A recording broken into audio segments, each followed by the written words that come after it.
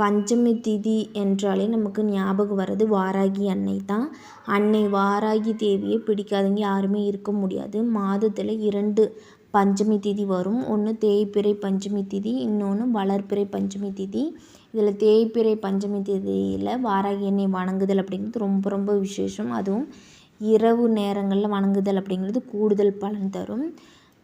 தேய்பிறை பஞ்சமி அப்படிங்கிறது பௌர்ணமி அடுத்து 4ஆம் நாள், அதாவது பௌர்ணமிலேருந்து நீங்கள் கால்குலேட் பண்ணிங்கன்னா 5ஆம் நாள், பௌர்ணமி முடிஞ்சு அடுத்த நாள்லேருந்து கால்குலேட் பண்ணிங்கன்னா 4ஆவது நாள் பஞ்சமி திதி வரும்.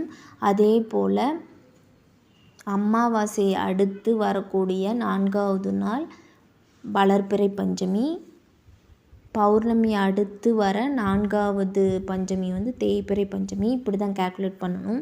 ஓகே ஃப்ரெண்ட்ஸ், என்னோடய வீடியோ பிடிச்சிருந்தா லைக் பண்ணுங்கள், ஷேர் பண்ணுங்கள், கூட சப்ஸ்கிரைப் பண்ணி ஆளுங்கிற ஆப்ஷனை எனேபிள் பண்ணி